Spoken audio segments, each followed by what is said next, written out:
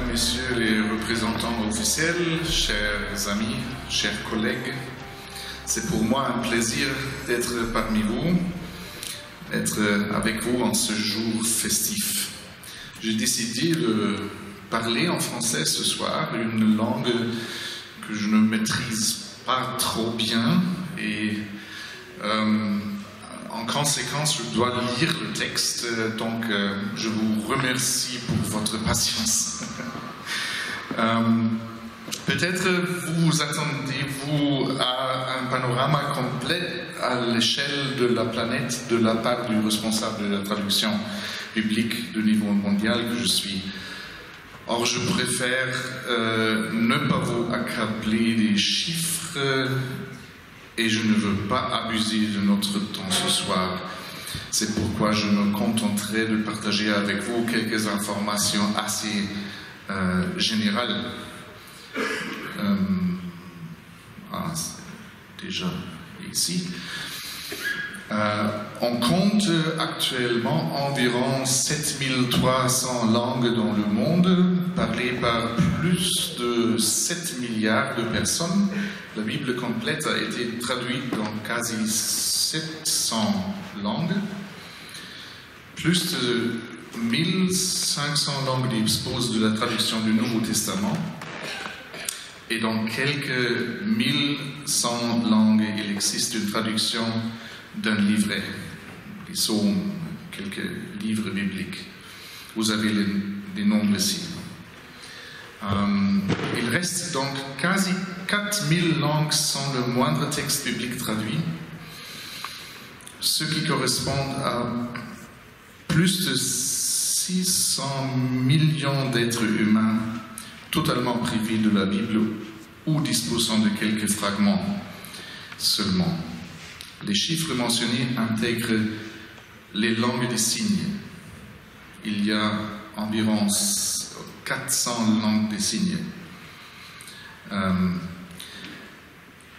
Et pour vous donner une idée du travail en cours, je projette l'exemple de l'année passée, c'est-à-dire les traductions achevées par les sociétés bibliques, seulement en 2018.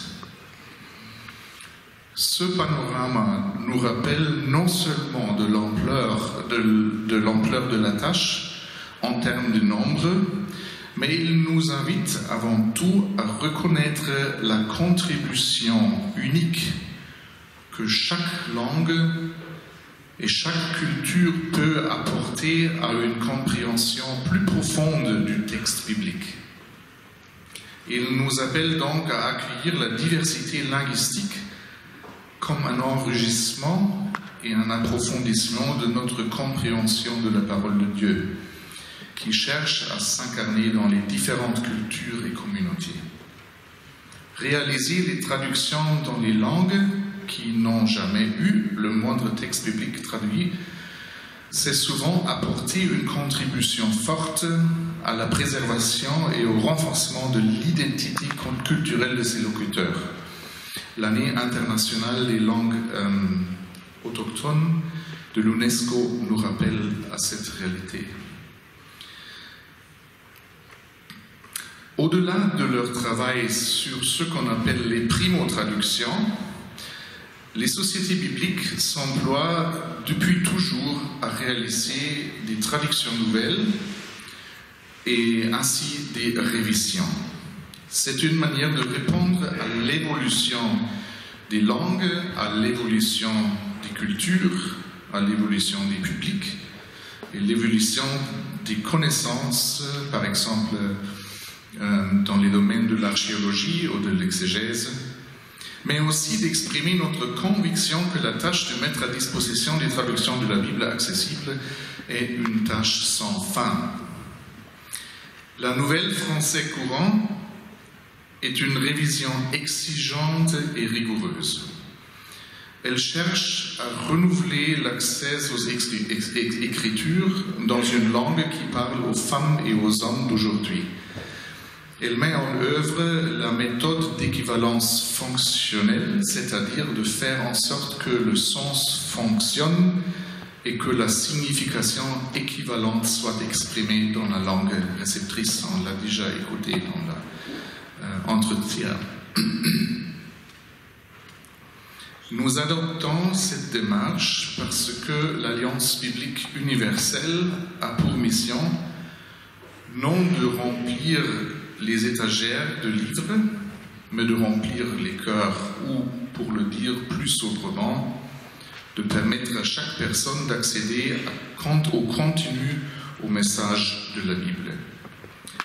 Là où les gens s'identifient de moins en moins avec l'Église en tant qu'institution, où le vocabulaire ecclésial traditionnel et les paroles liturgiques deviennent pour la plupart un obstacle plutôt qu'un repère d'identification, le texte biblique en langue courante s'efforce de jeter un pont et de lever l'hésitation qu'une société sécularisée est susceptible d'éprouver lorsqu'elle approche la Bible. La comparaison entre les introductions de la Nouvelle Français courant et celle de la Bible en français courant désormais ancienne montre précisément cette intention. Les introductions ne se limitent pas à une simple présentation du texte biblique, mais elles s'efforcent de placer chaque livre dans le contexte contemporain d'une société sécularisée, et il s'interroge sur l'intérêt de sa lecture. Elles intègrent la dimension de la culture, des arts, et abordent l'influence du texte et du message biblique sur le monde dans lequel nous vivons, et elles ouvrent sur les questions existentielles. La Nouvelle Français courant n'est pas appelée à être confinée à l'Hexagone. Dès les premières étapes de révision du texte, une collaboration par-delà des frontières a été instaurée de manière à refléter les différentes cultures et traditions au sein du monde francophone. Sans nul doute, traduction en cours ou à venir dans les communautés francophones consulteront et utiliseront-elles la Nouvelle Français courant, qui deviendra une référence importante pour les manuels et outils de travail en tout genre. En 2018, le français était la 5e langue par ordre de diffusion dans le monde. Donc c'est un nombre qui souligne ce que j'ai dit sur l'importance de cette traduction dans le cadre francophone. C'était en 2018. Et il se réfère seulement aux publications des sociétés bibliques au monde. Enfin, l'interconfessionnalité est une des caractéristiques qui distingue l'Alliance biblique universelle parmi les organisations de traduction biblique et une de ses valeurs centrales dès ses origines. Immédiatement après la Seconde Guerre mondiale, les sociétés bibliques décidèrent de se donner la main dans le cadre d'une seule alliance mondiale, forte de la conviction que seul le message vivifiant de la Bible constituait une base commune permettant à tous les chrétiens de guérir les plaies et les déchirements qui divisaient alors l'Europe. La Nouvelle Français courant s'inscrit dans cette tradition de création d'unité et son caractère interconfessionnel mérite qu'on s'y arrête un instant.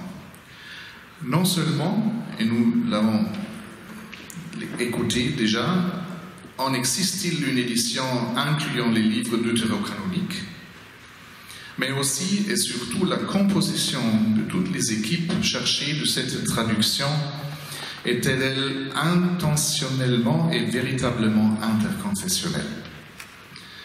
C'est capital du point de vue de l'appropriation dénominationnelle et, j'ose espérer, de l'utilisation du texte. Et c'est encore plus remarquable en tant que contribution à la théologie biblique au sein des différentes traditions dénominationnelles et ultimement à une plus grande unité. Traduire la Bible constitue une tâche vraiment complexe. Les traducteurs, exégètes, les réviseurs se voient confrontés à des enjeux culturels, des problèmes linguistiques, des difficultés administratives, ainsi qu'au poids des traductions et théologies ecclésiales qui ont souvent une influence absolument considérable sur le processus de traduction biblique. Dans cette optique, j'espère que mes vifs remerciements et mes sincères félicitations à la Société biblique française ainsi qu'à toutes les équipes et personnes qui ont donné leur meilleur pour réaliser cette traduction seront reçues comme bien plus que les politesses creuses et convenues.